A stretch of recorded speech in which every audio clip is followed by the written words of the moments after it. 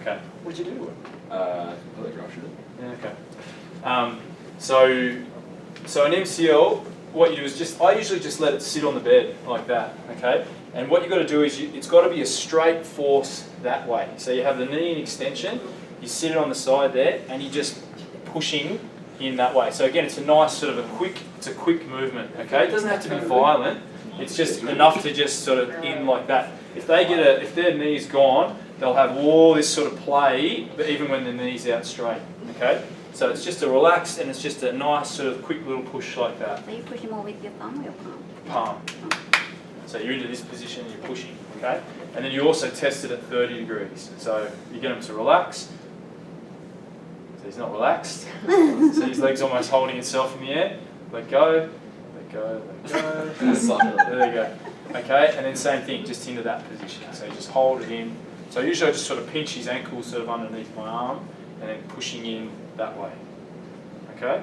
Then for a lateral ligament, same thing, up in, and it's just a straight push that way.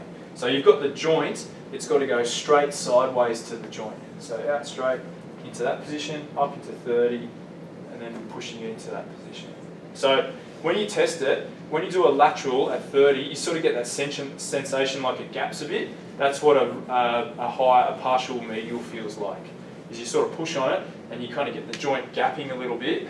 That's what an abnormal MCL feels like. It's normal for it to do it on the lateral side, but it's abnormal for it to do it on the inside. Okay? Do you want to have a go? All right?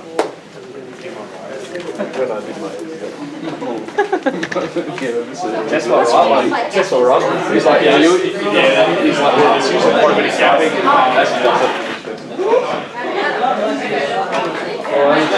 Nice shorts. Thanks,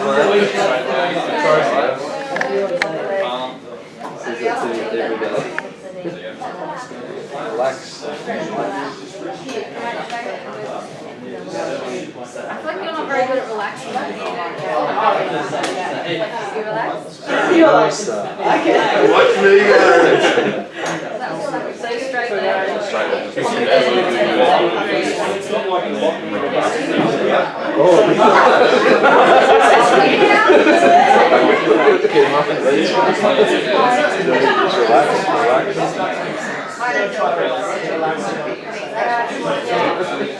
Still it. This is still it.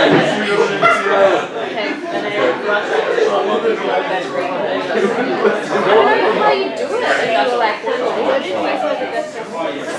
I heard about their ankle, but I Slide on here, Sonny.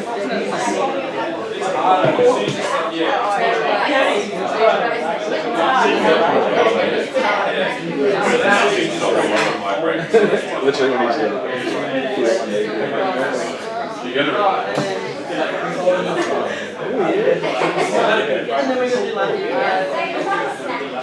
No, this one's much more gentle. This one's not like the lock where you've got to make it a really quick one. You don't have to try and break their leg. It can just be like just a nice gentle little push. He's not touching that. Yeah. Yeah, I'll do this.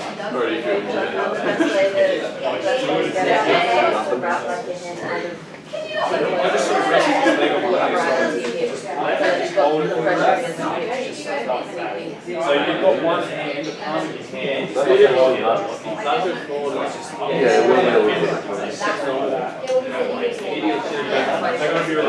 This one relax.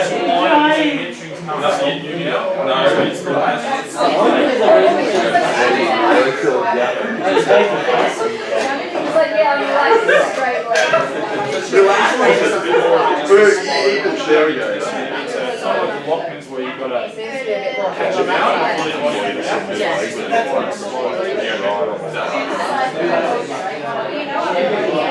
Oh, this is for lateral. I know what it's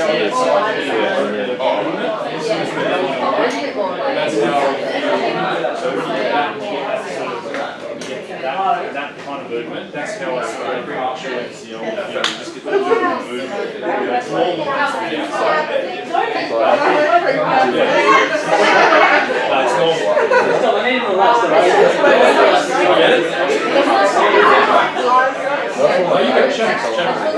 I'd love to like feel like this. still Yeah, just straight. straight. Yep. And then you just sit on the joint arm there. And I'd actually love to test like an actual one. And then with the, we have the 30 degrees. Yep. Just kind of command like there. Really good rehab strategy. What, do one?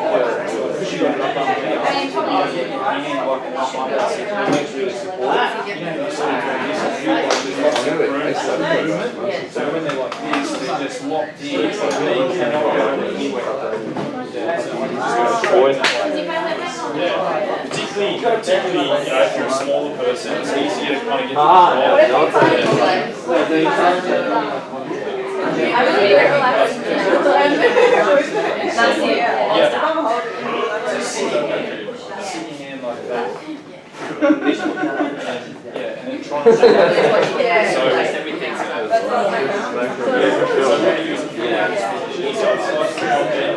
she can't go anywhere. She cannot go anywhere. That's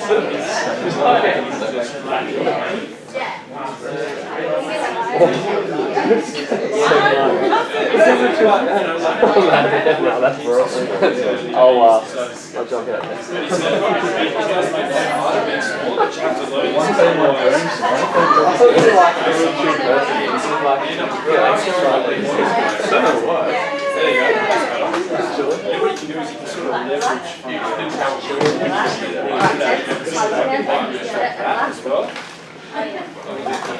Yeah, there you go.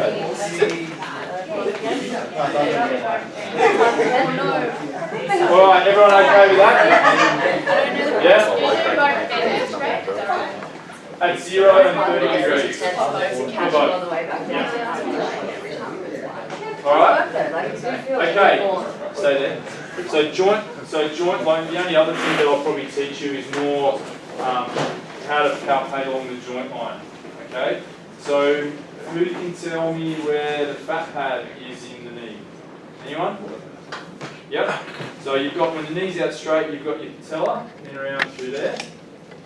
Then you've got your medial ligament, you've got your lateral ligament. You can palpate head of the fibula. Everyone's okay with that? Yep. So fat pad is more, you've got your patella tendon, which is that sort of ropey bit that sort of drips off the patella there. Your fat pad is that space that feels just in underneath. Okay. So you've got your patella tendon, which you can grab it on yourself. You can feel that. So sit it on your patella tendon. Then what you do is just sink your fingers sort of up underneath. Okay, so that's your fat pad. Okay, so females usually freak out when they hear that, but there actually is, everyone's got it, it's completely normal. So it fills that space just underneath the patella tendon. Okay, so quite often with patellofemoral pain, people can get really irritated up under through there. They can also get really irritated with their patellofemoral joint. So people that have patellofemoral pain quite often will get, if you sort of got their patella there and you kind of drift your fingers sort of up underneath what we call the medial facet of their patella there. So you kind of sit your fingers up underneath in through there. So has anyone had like patellofemoral stuff before? No. Because if you get it, it gets quite sensitive up around, particularly under that sort of medial facet there. Okay? And if you have a little effusion in your knee, like we checked before, the joint line, so the easiest way I've ever found is if they're up at 90 degrees, you run your fingers over the lumpy bits on the front of their knees there, that's their medial and lateral femoral condyle. So you sort of roll off those lumpy bits and you get into a little pivot there. That's the joint line. And then you can just follow it around the side there. So if you go too low, you'll hit their fibula head. You go too high, you're hitting the tibial sort of plateau on the condyle. So on that lumpy bit there, roll down and you can sort of follow it around. So if people have, degenerative stuff going on in their knee, chondral, meniscal, that sort of stuff, they'll tend to have some tenderness along that sort of joint line. So if people are saying to you they've got an effusion, they've got medial joint line tenderness, that's what that's talking about, is that it's when you drift along sort of the inside of the knee there. Okay? And the last one I'll show you is a thing called a McMurray's test. Has anyone heard of that before? So it's quite a poor test actually, but it's about the best there is. So people have meniscal tears. So you get them up into a flex position, so relax, as much as your pants will allow, and you get them up into a flex position. Now you're kind of holding their tibia, so not so, people can do it from the ankle. You've got to be careful you don't sort of rotate their ankle. So hold your hand across the joint line, and you're getting them up into some flexion, and you're kind of scooping their shin both ways. Okay, so you're up into that position, and then they're scooping like that. Okay, so for meniscal stuff, they'll get a sensation of sort of catching pain, pressure across that. So one of their sort of their medial or lateral joint line. All right, have a go at that. When Gus did this to me, nah, had a leak. This is the one that I said, like, I almost shot through the top of the bucket to the roof. Okay, so find the back pad first. Find the medial facet.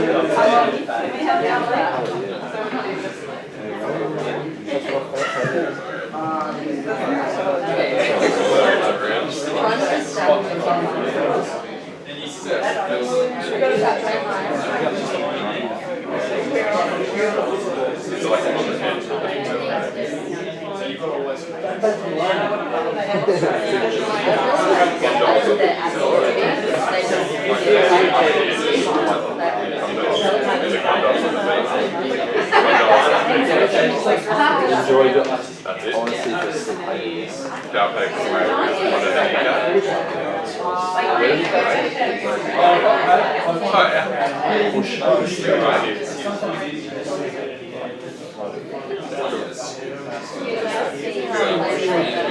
Last time we did a little bit. So get them up into flex. So what you do is you sort of simultaneously get them up into Still soft. That's the one. This one. So you do that. Yeah, like that. So you put durable habit.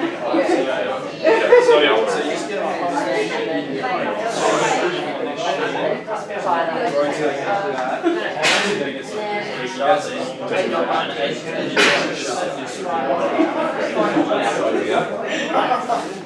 catching, clicking, joint lines, and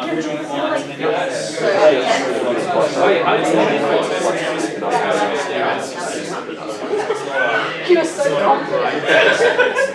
Okay, I have no idea what I'm doing, Jake's over there, it's just like, yeah, it's fine.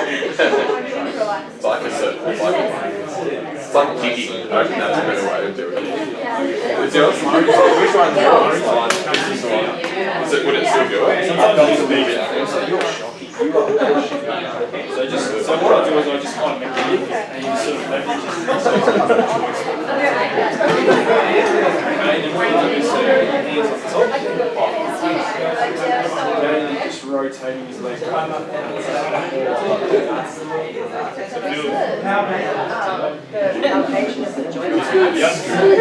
get scooped under the castle. Yeah. So okay, so that's what are those two? Wide femoral lateral, medial femoral lateral. Up, drop down. That's the joint line. It's just there, and then you drop down. It's that little groove there. That's the joint line. And you follow it around, so you eventually get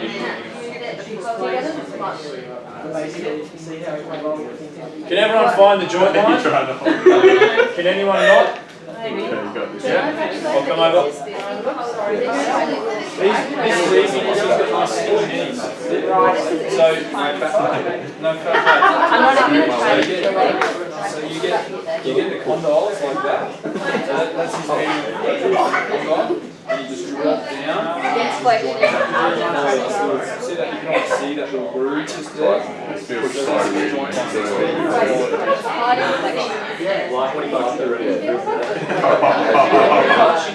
What happens is you get around to about here, and then he's got like the bed. Yeah, so you can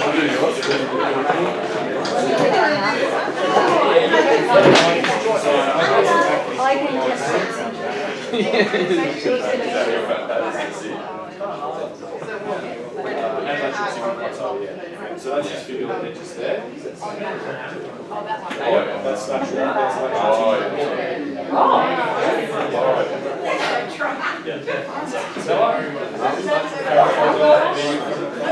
So you do start. Then you go. Well, I'm sorry, I do want to go around to about Okay, can anyone not get joint line? Yep. My knee's not skinny enough. Why not? That's Not too bad.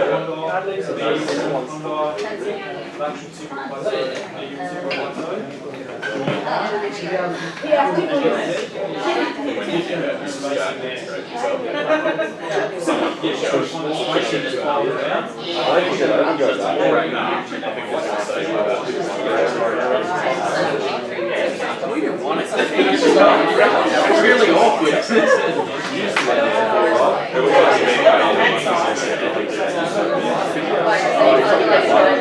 Now you can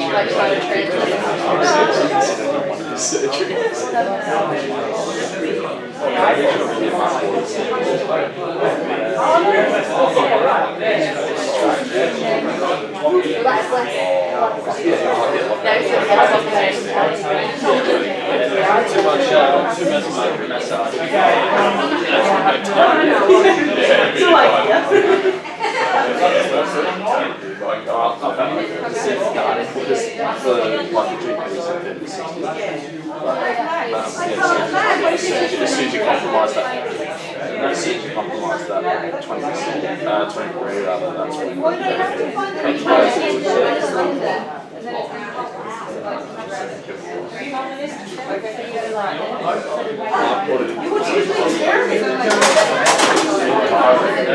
'Alright, everyone happy with that?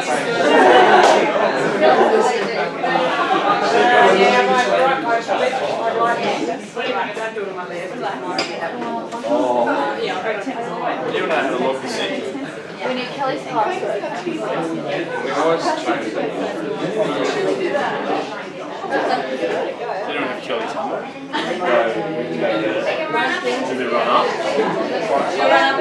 Okay.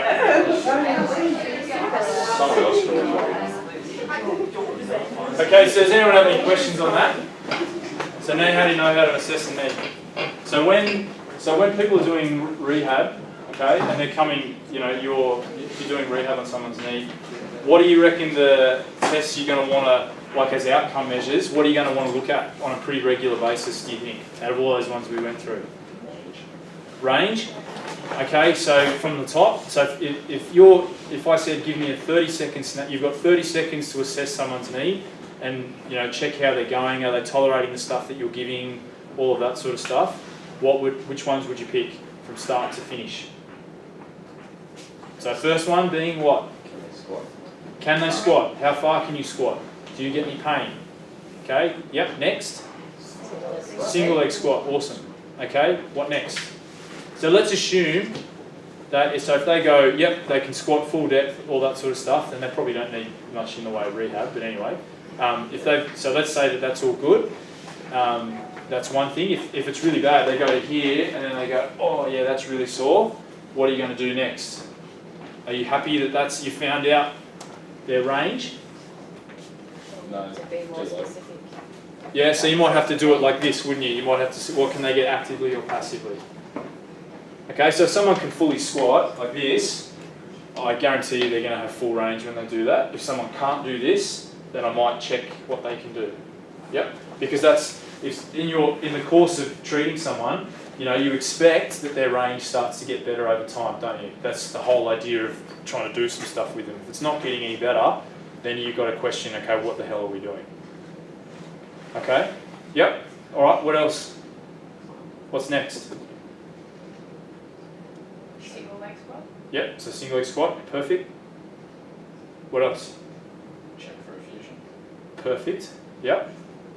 What else? Laxity.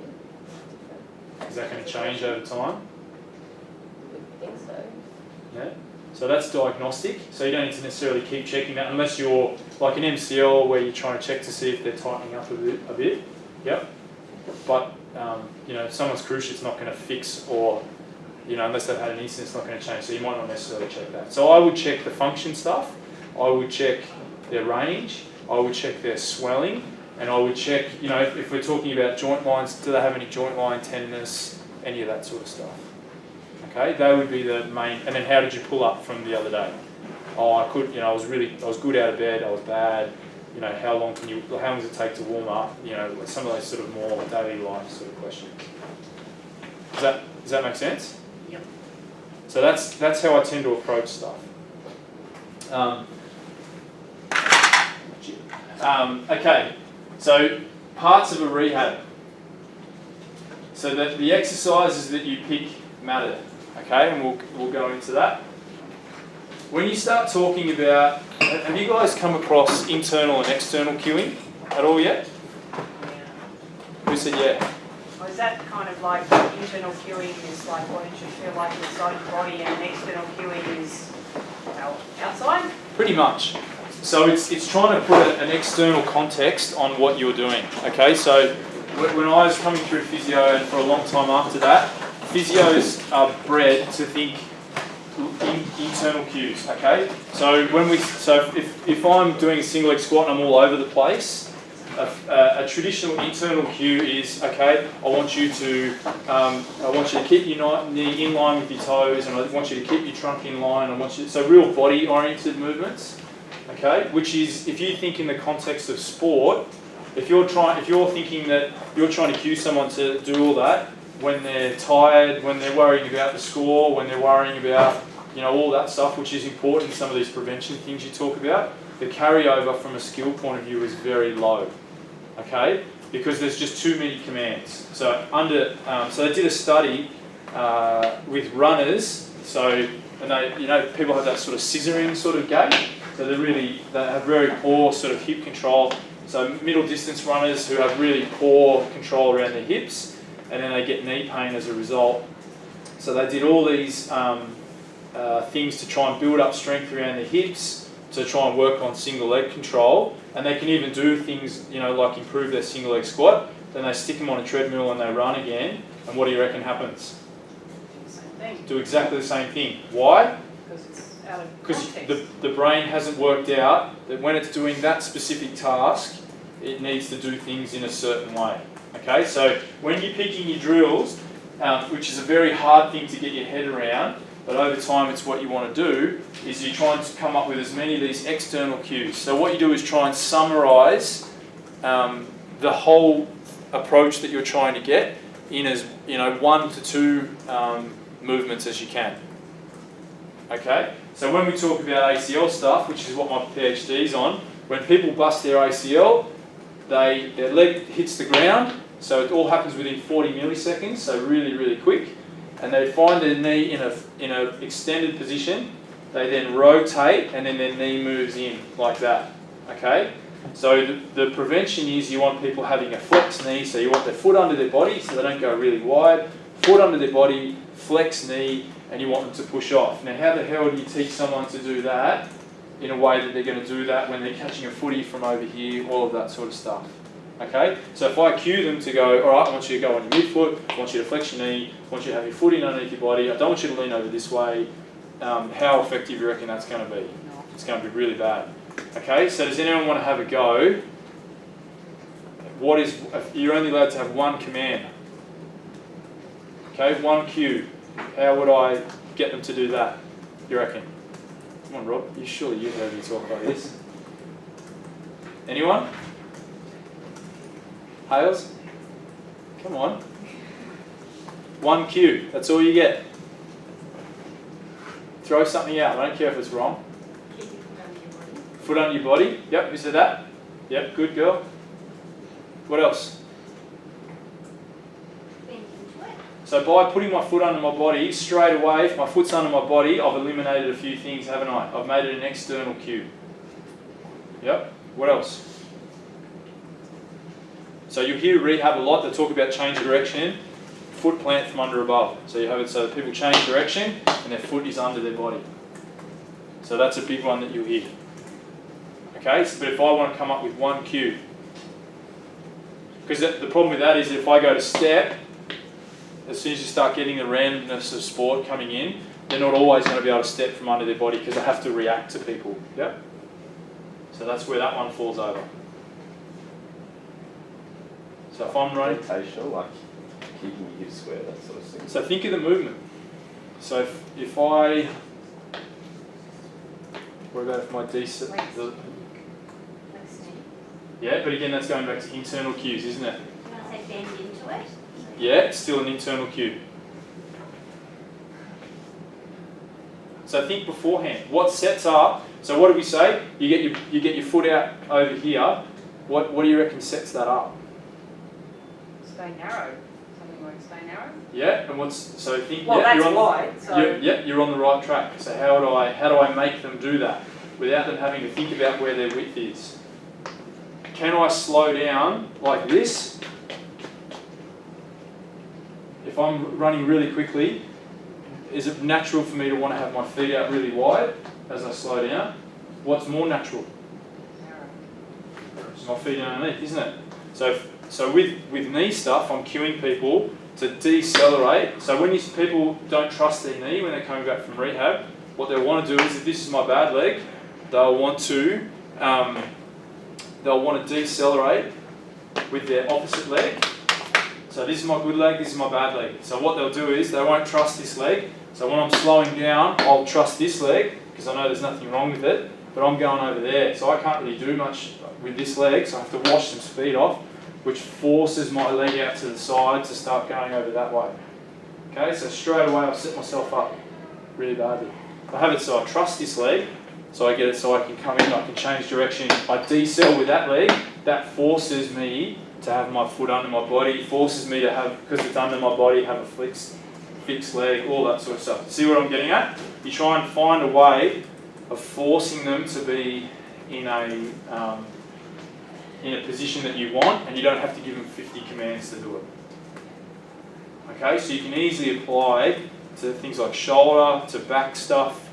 Try and come up with cues that summarises the movement, and it's just a trial and error thing. You'll give someone what works for, one person doesn't work for another person, but try and think about with your rehab, you'll be really effective if you come up with these external cues rather than internal ones. Internal ones don't work as soon as you start getting, they work pretty well in the early days, but they don't work when you start getting up the other end towards sort of higher end activity. Okay? The other big concept is this concept of high, medium and low load. Okay, and this is when it comes particularly to sort of loading. Okay, so does anyone want to have a guess? So this is the way, so think of my knee joint. So if I want to give someone a low load exercise, what could that be? Cycling. Yep, because there's not much joint load, is there? Yep. So if I want to fatigue my shoulders, I've got two broad ways of doing it. I can grab big heavy weights, I'll lift them over my head, I'll fatigue pretty quickly, but because there's some load, there's also lots of load on my tissue. Okay? If I hold my arms out to the side after a period of time, my arms will start to kill me, but there's no load. Okay? So has everyone heard of isometrics? Yep. So it's a really popular thing with tendon loading. So isometrics is this concept of you make the muscle work really hard, and the passive structures, i.e. the tendon and the joint, work very hard at all. Okay? So most of the time with rehab, you'll start with this low load exercise. Okay, so now you've got it. What do you reckon a medium load exercise might be?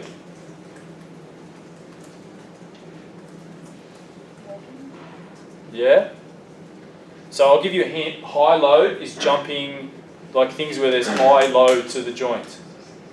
So you're talking about things like closed chain exercises like leg press? 100%. Yep. So that's where you get it. So that's a medium load exercise.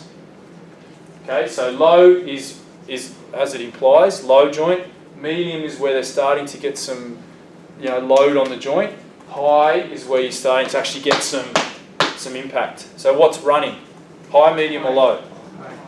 Okay. What is a step up? Medium. Yep. What is just a standing wall squat where I hold myself like this? Okay, so then the implementation of it, if I stand here like this is a low load exercise. Am I doing anything useful by standing here?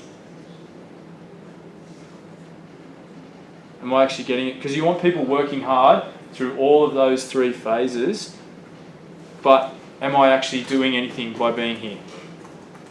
Okay, so you need to make it, so if I've got my arms out to the side, if I hold them up, put them down, hold them up, put them down, hold them up, put them down. I can do 800,000 of those before I start to get tired. If I have my arms out to the side with no break, after a while, my arms will start to get tired. So the features of a low load exercise is a really slow tempo. So if it's a step up, there's no load on it, but it's a very slow movement, so it doesn't get much rest. So very slow tempo, low load, minimal rest. Okay, then on the other end of the spectrum with high load, what is that going to be? Fast. So think of your power-based stuff. So jumping, what does jumping have? Fast movement, high load, longer rest. Okay, and then medium load is more your traditional kind of gym training. So you can have, you can have fairly high-ish loads, but it's a sort of a moderate speed, depending on which end of the spectrum you're talking, has some rest or no rest, as you're starting to because remember, they're not exclusive, they sort of transition from one end to the other. It's more the classic sort of features of the both. So your traditional sort of gym training, like a leg press, is more of a medium load exercise. Okay, so depending on the pathology, you're trying to pick from each of these. So the biggest mistake I see people making is that they pick from the wrong thing. And they don't work hard enough in each of those phases. So you see people doing like a knee rehab, they have a knee recon, and they're just doing like Swiss ball squats like this. So they're not working hard. So it's a low load exercise, but it's not effective. Okay, a low load exercise, if I get you standing like that, there's no load on the joint, eventually your leg is going to tire. So it's a way of making the muscle work hard, not the joint. So you want them working all the time. Does that make sense? And then you guys haven't necessarily been exposed to this stuff yet, but you'll read about all these different terms. Okay, so you'll get a letter from a surgeon one day and they'll say, all right, this person can go back to sport when they have neuromuscular control. What the hell does that mean? Okay, balance, proprioception. Okay, these are all these terms that sort of mean something, but they don't really mean anything at all. When you start getting into the nitty-gritty of implementing this sort of stuff, all of these things have to have an end goal. Okay, so how strong is strong enough? How powerful is power enough? How, what's mobile enough? Okay, and what sort of dictates all of these things, do you think? For an individual, it's on an individual level now. Pain and compliance? Yeah, but probably more the end goal. What dictates the end goal? What they want to do. Exactly. Okay, so if they're a front rower in a professional Super Rugby team versus they just want to walk their dog, does this one matter? If they want to walk their dog, no. If they're a professional athlete, then it does. Okay, so when you're doing your rehab, try and remember this. Try and pick from this list. So at any given time, you sort of address those themes along the way. Some are important, some aren't, depending on the end goal. Okay, does anyone have any questions on that? You with me so far? I haven't confused you too much? No? Okay, good. So all of these things, speed, conditioning, if I said speed, that's a quantifiable term, isn't it? Strength is a quantifiable term. Mobility is a quantifiable term. Okay, so if I need to be able to bend over and pick something up, I have to have the mobility to get down to get it. Okay, so try and pick terms that all have, that are quantifiable. Try and stay away from these terms that are really vague and non-specific. And that's where it comes down to this point down the bottom here, is that there is a difference between clinical measures and then these risk performance ones. Okay, so especially in like workers' comp and insurance-based stuff, we're taught to think in clinical measures. So how far can they lift their arm above their head? How much range do they have? All that sort of stuff. What is a in that context? What is a better sort of measure? Do you think? They can do what they want them to do. Correct. Put a box on the shelf or whatever. 100%. Yep. So how long can they sit for? How long can they stand for? How long can they walk for? How much can they lift? So who cares if they can get their arm up here if they need to be able to drive for 4 hours to survive their day-to-day stuff? Okay. So it's not that one is irrelevant and one's relevant, but in the context you've got your sort of your performance-based ones and you've got your clinical ones. Okay, so be careful not to blur the two too much. And then where I've put this thing with periodisation is, depending on what you're trying to achieve, is where you start to think about duration, intensity and frequency. So that's where things go wrong. You can have a low load exercise. You want people working relatively hard the whole way, but if I have a degenerative joint, I don't want them having swelling the next day, pain, all that sort of stuff. So what I might do is I might give them a low load exercise. Now what does that mean in terms of the frequency? How many times a week might I give someone like that, do you think? You might give it to them daily because you're not inducing a true training effect. Okay? Versus if you're a power lifter who wants to be able to squat 200 kilos or 250 or 300 or whatever, am I going to get them to squat every day? No. Okay, so depending on what your goal is, set an appropriate sort of periodisation. So again, physios are guilty because they will give someone a program they want them to do it 4 or 5 times a day for the next 6 months. Okay, that might work in the early days when it is truly a low load exercise, but eventually you've got to transition through that spectrum, so they might only train twice a week. All right, but then you've got to put the bits in there that, you know, match that. Okay. So within a rehab time frame, so for the guys that have medial ligament stuff, how many weeks have you been told you're out? 6 to 8. 6 to 8. In the brace, locked it up. Yeah, okay. When are you out of the brace? 2 months time. Okay, so how long before you're allowed to play sport? Basically get reassessed. So roughly about 3 months though. Did you say it was a grade 3 or a grade 2? So it's probably going to be more like a 10 to 12 week mark, yeah? This season's probably right off anyway. Okay, so let's say, so he's been told 3 months to come back. Okay? So what you have to do is you have to get through this whole spectrum from the time that he gets injured to the time that he gets to the end. Okay? Now, the trap for young players is you spend heaps of time in here and leave this part a little bit skinny at the end. Okay? So what you want to try and do is allow appropriate levels through all of them. Okay? So, what's your sport? Union. Rugby union. What position? Centre. Centre.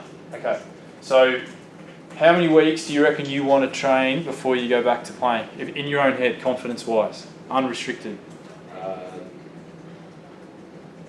Probably I've never quantified it and be testing against how I'm going progressively. So, for your own confidence level, how many weeks do you reckon you need to train for before you'll feel really comfortable someone colliding into you? I want at least 2 weeks. 2 weeks. Yep. You know, full load. Yep, so that's a fairly common sort of an answer, okay? So out of the 12 weeks, straight away, you've just lost 2 weeks of him being normal, effectively. You're just letting him do everything, okay? So we're down to 10 weeks all of a sudden, okay? Now, how many weeks do you reckon we need to giving them some of this stuff? High, low, jumping, running, you know, building intensity with running speed, all of that sort of stuff. How long do you think? 4 weeks? Yep. Okay, so if we go that, what are we down to? We're down to 6 weeks. Okay, so you're coming out of the brace at, say, probably about 6 weeks. So all of a sudden, if we do that, we've just missed all of this. We haven't allowed enough time for ourselves. See what I mean? It can get quite tricky. Okay, so you know that up till 6 weeks, he's probably stuck in this phase because he's stuck in the brace. You're waiting for some healing. So you've got 6 weeks to try and get all of this in. So it's pretty tight at the best of times. So if he's saying he really needs 2 weeks, can we get the rest of this in the other 4. Okay, every individual situation is slightly different, but you have to think about this. And what people do is they tend to start from here and then work their way down. And so all of a sudden they've allowed 4 weeks, and then all of a sudden they've just got like no time left to do it all. Okay, and that happens in sport all the time. So whenever you're sort of trying to work out what people need as part of their rehab, start at the end and then work backwards. But isn't the rehab time frame determined by the capacity to move through this? It's a rough time frame, probably based on how the average person tends to respond, and also certain things like he has to spend a certain amount of time waiting for the ligament to tighten up, all of that sort of stuff. So it's sort of those 2 factors dictate it, and then there's sort of like an expectation around how long it should take, just because that's how long the average person sort of goes for. Yeah.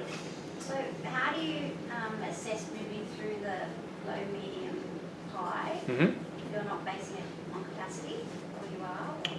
Say that again. I'm not So quite- just moving between low, medium, and high. And Yep. Yep. How do you work out when they're ready to go on the next one? What do you So that's where the individual injury comes into it. So this middle, what is a big feature of the middle one? Does anyone want to have a guess? From an overall perspective. Like an activity. Okay. Running. Okay, so this is a big feature of that. So for me, for a knee, I like people, if they can do a split squat, so if this is my bad leg, and they can do this multiple times with no pain, I guarantee you it'll handle the build up to running. Okay, so in this phase, I'm trying to prepare them for that. When they can do that sort of split squat if I have to pick one measure, then I'll start them building into running. Then I'll start easy, like straight line running, then build into change of direction, all fairly low intensity, get them up to a certain volume of running. So if they're an AFL, so I've worked in like Super Rugby, AFL and NRL, and they're all slightly different. So an AFL, a main session for them is like 9 to 10K in professional sport. In recreational stuff, like competitive sport, it's probably about more like 4 to 5. So in that phase, what you do is you kind of build them up to roughly about what their sport is going to be, then you just start adding intensity on top of it. Okay? Does that answer it? Yeah. Yep. And then all of this is about sort of preparing them for, intensity.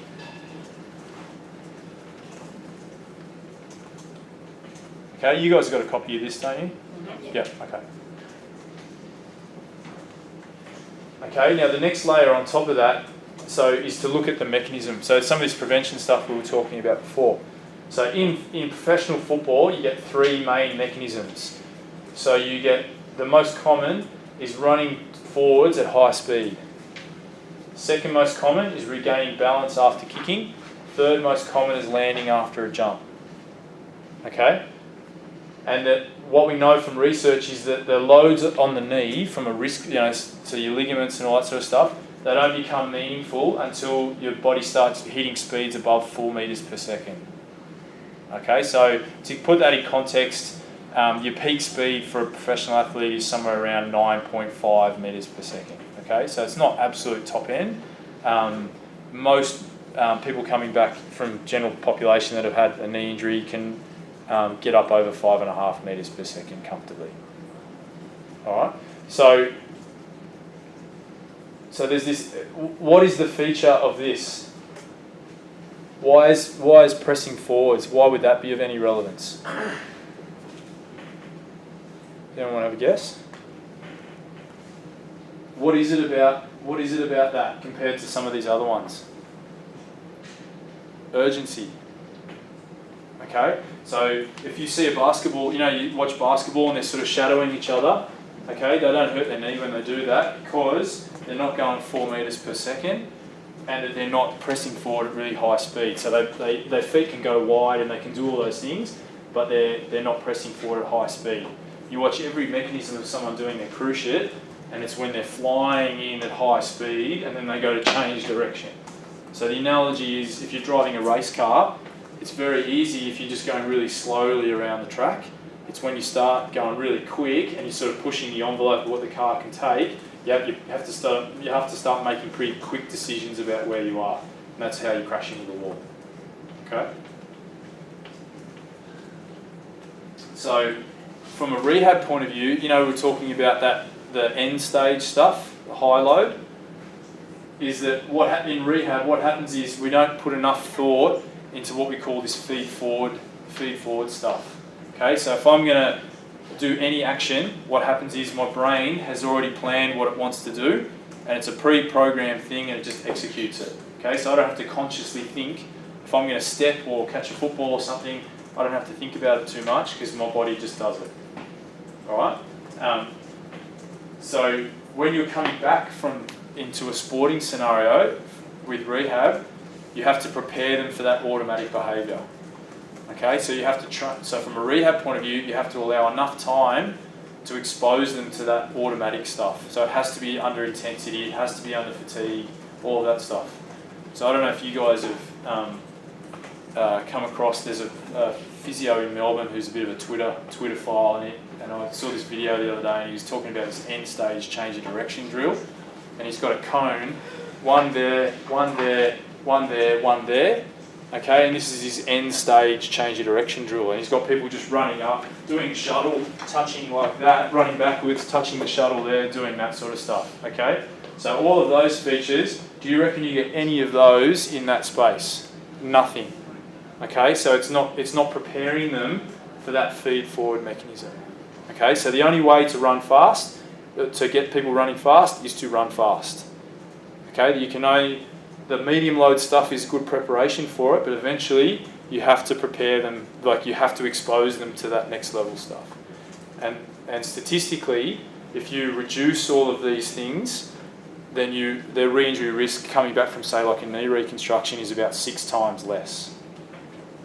Okay, so it's prepared. Rehab, how strong is strong enough? How quick, powerful is powerful enough? It's so that when they get into those situations, their body has the ability to power itself out of trouble, but more importantly is that it can make a good decision. So that's where the skill part comes into it. So you say build in reactions to, like, stimulate them with reactions? Yeah, 100%. Okay.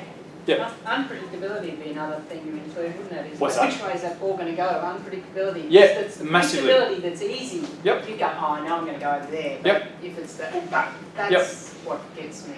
And so you guys will see this when you get out. It frustrates the hell out of me because rehab programs generally across across our profession don't put any thought into this whatsoever because it's hard. Okay, exposing people to these things takes a bit of thought and a bit of detail. It's easy to just give someone a gym program, and then when they can finish that, then just send them out into the real world. Which again, if someone needs to walk their dog, that's perfectly fine. So the more demanding the task that you want, the more you need to put thought into this stuff. That stuff from Mick Hughes, Mm-hmm. what do you reckon of objective measures, like the hot tests and stuff that he does? Well, again, they're capacity tests. So that address, if we go all the way back to this one, they address that potentially. Yeah. You probably have to have enough of that to get a normal hot test. Does it account for those in any way? So yes, a hot test is a useful thing, but it's a small bit of the puzzle. Yeah. Okay. So this was last year, one of AFL boys.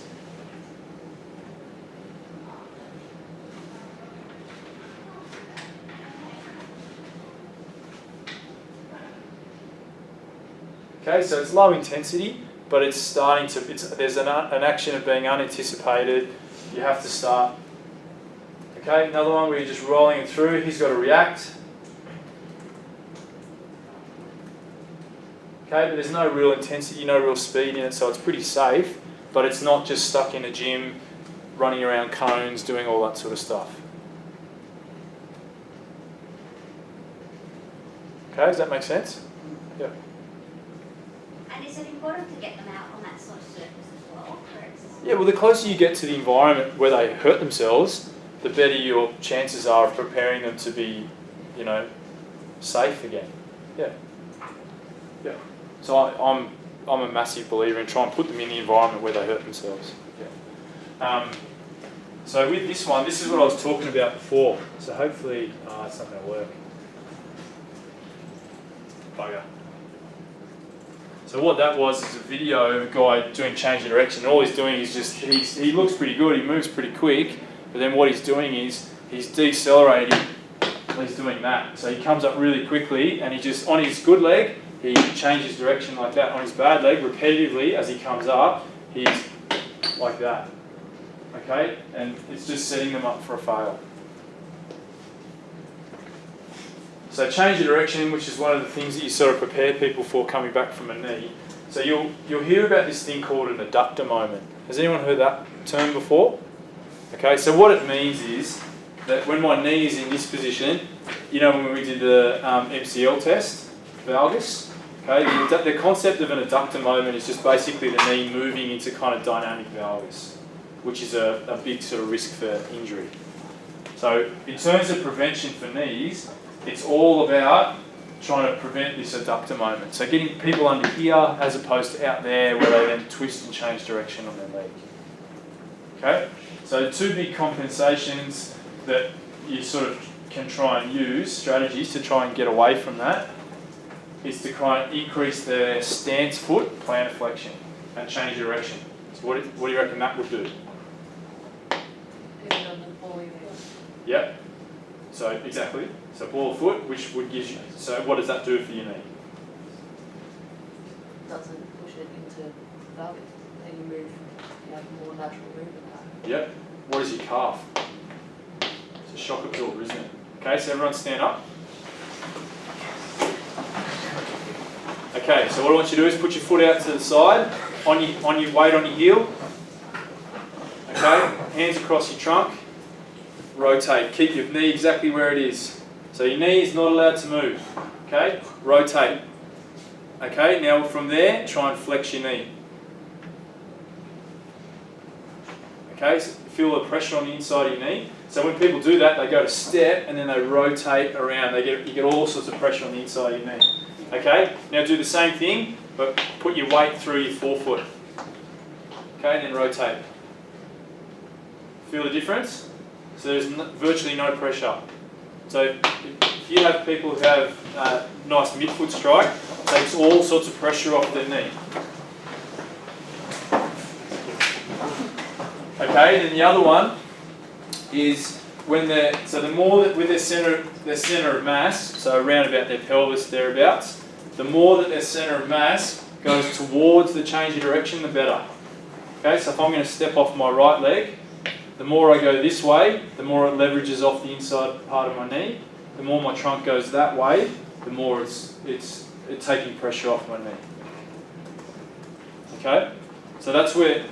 So the best way of getting all of that is, like we were saying before, is to work on their deceleration leg. So that when they go to step, their foot is on their midfoot rather than a heel striker. Okay, so if we get time, I'll show you a video of a guy did his ACL scoring a try against the NRL club I work for at the moment. And he just went to go step, and his foot was exactly like we did before. That was his fourth knee that he's done.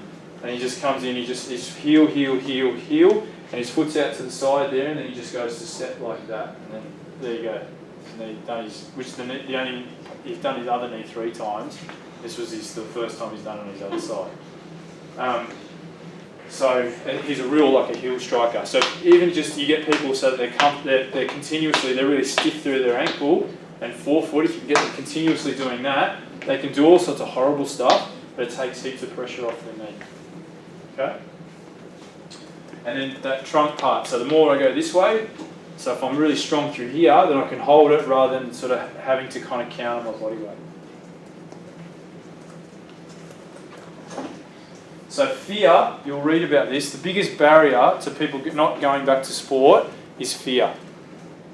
Alright, so once you've hurt your leg, you go, bugger that just took 9 months out of my life, I don't want to go back to that again. Okay, so some people, no matter how well their program is, they don't want to do it again. How do you reckon we try and address this? So a good rehab program should address it as much as possible. Low back pain, neck pain, whiplash, all those sorts of things. There's huge elements of fear. All these yellow flags, you guys would have come across those now. Yep. They're massive factors. So often, people, once they've had a back injury, they roll in and they give you a scan with an MRI showing they've got a disc injury, then they label themselves with a disc injury for the rest of their lives. Okay, the correlation between MRI and function at 2 years is bugger all. Okay, so but people label themselves with things and then they become fearful of it. So the better you are at managing some of these things, the better the result you will get. Okay, so what's the best way, do you think?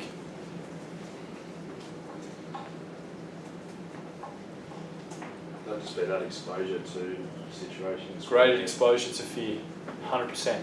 So that's where I question, like you'll read research will say that 42% of people don't come back after, say, like a knee reconstruction.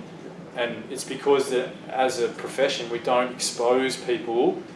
We're stuck in clinics and we're stuck in gyms, and we don't expose people to the thing that they're most fearful of. So we take them half the way there. We focus on strength, power. We get them to do agility things where in a 2x4 sort of area, and we get them to change direction, that sort of stuff. But it's not enough. It's got to go closer to the environment. Okay, it's got to be people hurt themselves going above 4 meters per second, reacting to other people at high speed. So the only way to mitigate this sort of stuff is to slowly build them up to that. Okay, so in a safe way, the sky doesn't fall in. They go, oh, okay, maybe I can do this again. Everyone starts the same way after, I talk about ACLs a lot just because that's what I tend to see a lot of these days. But every knee recon starts the same way. Well, I'm not really sure. They don't know. Okay, and then a good rehab program exposes them to this stuff, and they go, oh, okay, yeah, maybe I will go back. Okay, but if they don't get exposed to that, then they won't. Have you got an example? Like things we were talking about before. Just So, like some? Okay. yeah. So, and this is why in professional sport, that's why they have a high. Obviously, they're being paid lots of money to be there, so that's a powerful motivator. But also, they get exposed to this stuff, so they. So you've got to try and take that and then to non-sporting populations as well. Yep. So if it was a back injury, and they'll tell you they're really frightened of, picking up something.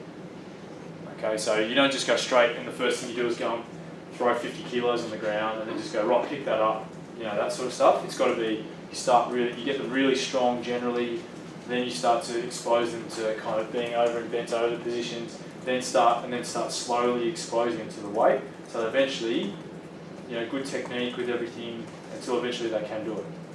Yeah.